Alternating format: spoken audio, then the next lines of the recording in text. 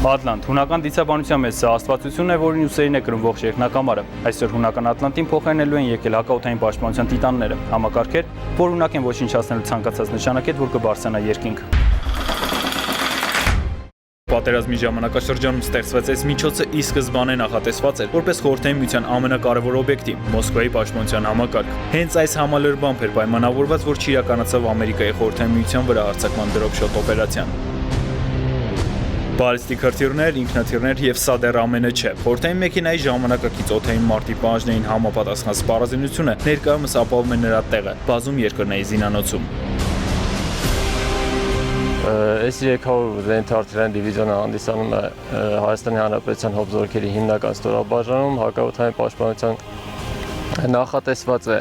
25 մետրից մինչև 25000 մետր բարձրության վրա եւ 75 կիլոմետր հեռավորության վրա նշանակետերի ոչնչացման համար։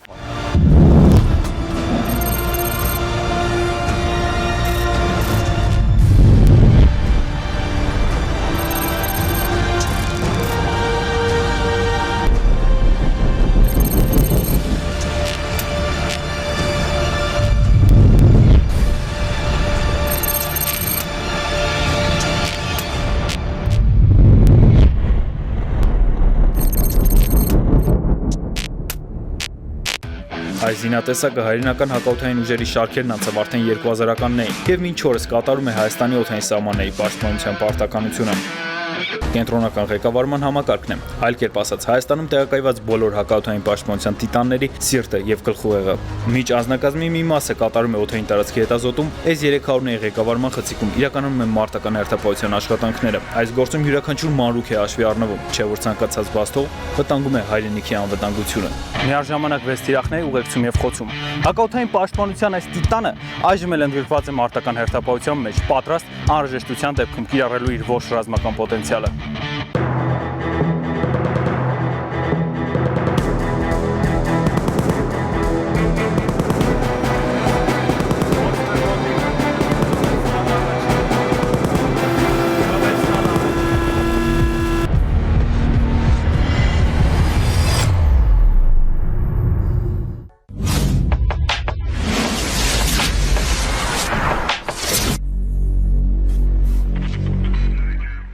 Կադրերի պատրաստությունը շարունակական գործընթաց է։ Անգամ այստեղ մարտական հերթապահության ընթացքում անձնակազմերը սովորում են, հմտանում, բազմիցս կատարում ամեն մի վարժանք եւ գործողություն, այս կերպ երաշխավորելով հայկական կողմի հաղթանակը իրական գործողությունների ժամանակ։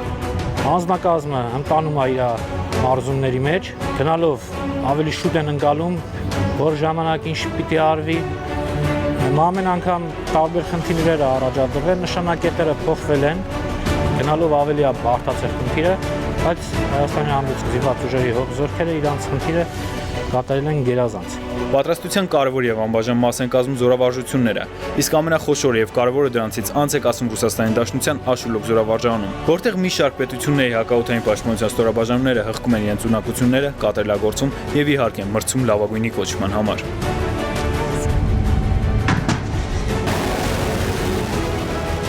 Այդ զորավարժությունները տալիս են ամենակարևորը, դրանք իրական մարտական գործողություններին առավելագույնս մոտեցված օդային իրադրություններ են, բավականին բարդ, մշակում են այնպիսի հարցեր, որոնք հատուկ են եւ ցածր բարձրություններում թռիչքների հետ մղմանը եւ ինչպես բարձր բարձրություններում, այդ թվում նաեւ բալիստիկ հրթիռների դեմ իրականացվող մարտական գործողություններ։ 2007-ից մինչև այսօր այս 300-ների մեր անձնակազմերը ոչ միայն գրանցել են բարձր արդյունքներ, այլև զարմացրել են տանտերերին, կատարելով ավելին, քան նախատեսված է մարտական մեքենայի տեխնիկական գրքով։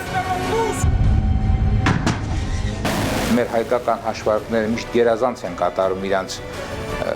խնդիրը, նաև հնարավորություն ունեցան